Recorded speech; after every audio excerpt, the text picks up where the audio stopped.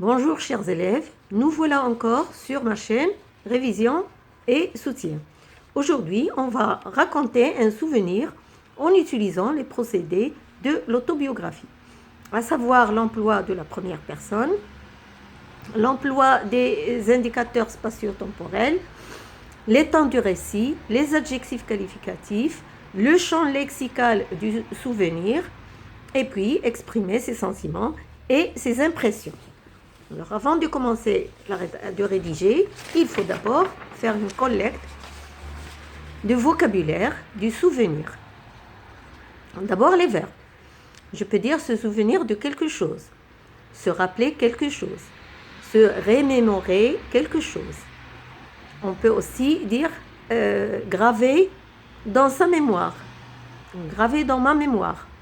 Alors Ahmed Sfrioui a dit ma mémoire est comme une cire fraîche, imprimée dans l'esprit, conservée en mémoire. Perpétuer le souvenir de quelque chose. Raviver la mémoire. Se rappeler d'un souvenir. Évoquer un souvenir. On peut aussi utiliser des adjectifs comme un souvenir précis, un souvenir confus, c'est-à-dire qu'il n'est pas tellement clair. Un souvenir vague aussi, un souvenir mémorable.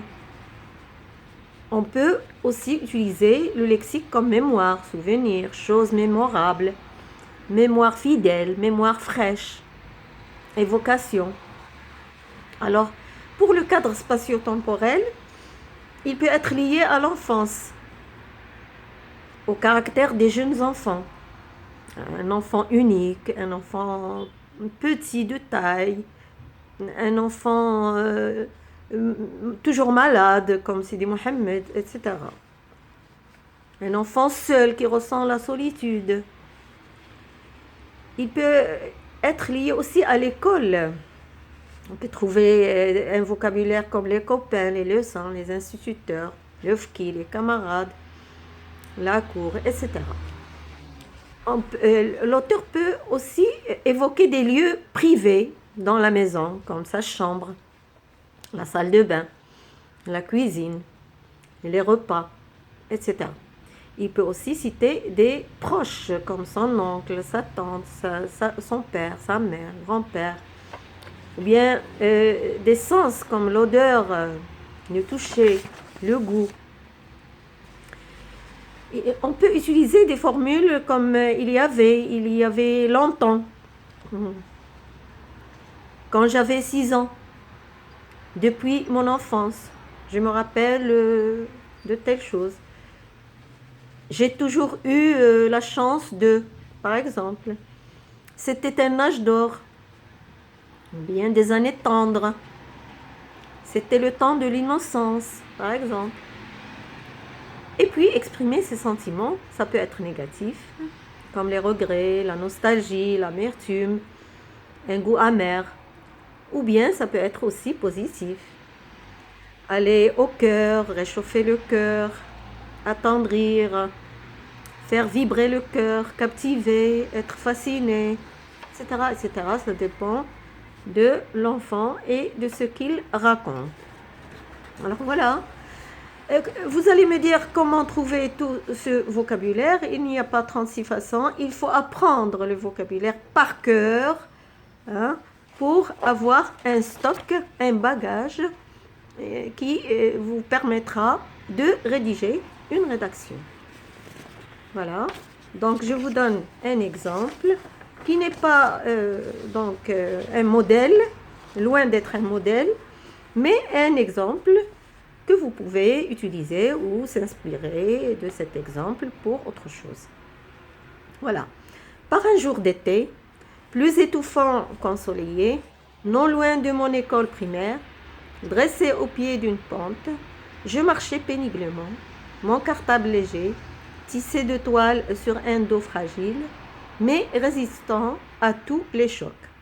J'allais avoir mes 8 ans quelques semaines après.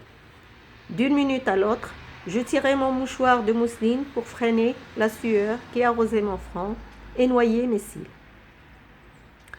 Affairé à remettre ce morceau d'étoffe dans ma petite poche droite, je fus affligé par une gifle qui a ébranlé mon ossature et déplacé mes pieds, tous deux petits, minuscules. Comment oublier cette créature masculine à la moustache jaunie par le tabac? Je l'évoque chaque fois que je visualise un film d'épouvante. La créature m'a dépourvu de mon cartable, pardon, m'a traîné jusqu'à l'extrémité d'une ruelle obscure, m'a privé de mon tablier et de mes chaussures. Aucune force, aucune tentative de fuite, aucun courage pour appeler au secours. J'étais terrorisée, cette peur me traverse le corps quand je revois ces scènes à présent. Ma bouche était cousue, d'une main crasseuse, puante, impitoyable. Le monstre prit la fuite, me menaçant d'autres agressions que je n'ai pas pu assimiler que des années plus tard. Que faire? Rejoindre l'école? Non. J'avais la trouille d'être la risée de mes compagnons de classe. Mes parents furent mon seul et inévitable recours. J'ai couru à me couper le souffle. Au seuil de ma maison, je criais. Mes larmes mêlées à ma sueur effleurèrent mes lèvres sèches de peur et de soif. Je fus récupéré par ma mère qui, affolée, me mit longuement dans ses étreintes. Ce souvenir resterait gravé dans ma mémoire à jamais. Depuis, je n'ai jamais pris seul le chemin de l'école. Ma nourrice me tenait compagnie. Voilà pour cette séance. Merci pour votre attention. Soyez heureux. Profitez encore des vacances, il reste demain. Si vous avez des questions ou des commentaires à me faire, je serai toujours là pour vous répondre et vous satisfaire. Et pour me faire plaisir, abonnez-vous à ma chaîne. Vous allez recevoir tous mes cours. Et à très bientôt.